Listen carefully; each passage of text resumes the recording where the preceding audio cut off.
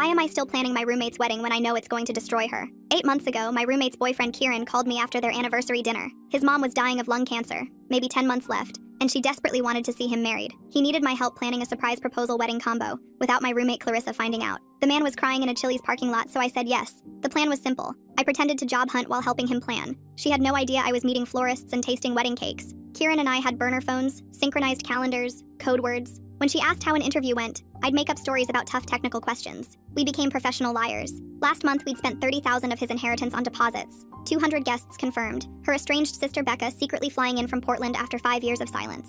4 weeks before the wedding, everything shattered. I came home to find Clarissa sobbing on our bathroom floor, pregnancy test in her hand. She kept saying, "This can't be happening," over and over. When I asked whose it was, she just shook harder and said she needed time to think. Very weird. But my phone started buzzing with Kieran's texts about centerpiece emergencies while Clarissa was falling apart in my arms. The next few weeks turned into psychological torture. Clarissa would spend mornings throwing up, which I kept telling Kieran was just a stomach bug when he asked. She begged me not to tell anyone about the pregnancy because she needed time to figure things out. Meanwhile, Kieran kept calling about wedding details for his mom's wheelchair ramp, final vendor payments, the photographer's shot list. Every call made me sick because I felt this wedding was not going to go well, but I had to keep pretending everything was perfect. Clarissa spent her days crying over mysterious texts that mentioned pressure and impossible decisions. I figured she was working up the courage to tell Kieran about the baby. She'd stare at his picture with her hand on her stomach, whispering, "I'm so sorry," when she thought I wasn't listening. Then Kieran sent me a video his mom had recorded about future grandchildren who would carry on after she was gone. I couldn't even finish watching it. 2 weeks before the wedding, Kieran showed up with his mom's wedding veil from 1973,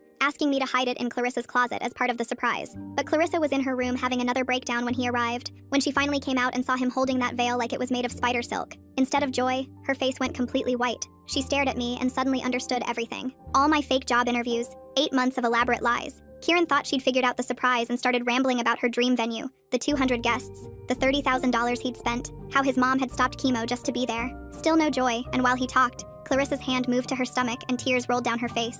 8 months of lying, she whispered, and I thought she'd tell him about the pregnancy right then. Instead, she looked straight at me and said, "Show me everything you've planned." For the next 2 weeks, we finished the preparations together while she hid her morning sickness behind anti-nausea pills. She practiced her vows between bathroom runs and smiled through dress fittings while her panic grew worse every day. The whole time, she kept promising she'd tell Kieran the truth after his mom passes. This morning, the day before the wedding, she finally told me everything. The baby wasn't Kieran's. It was her ex-Nate's from 6 weeks ago when he'd been in town while Kieran was at chemo. Coffee had turned into tequila, which turned into the mistake growing inside her. She planned to keep it secret until after his mom died because she deserves to see her son happy, even if it's all fake. Tomorrow, I'm not watching my best friend marry Kieran while she's carrying another man's baby. And even though I helped plan every detail of this disaster,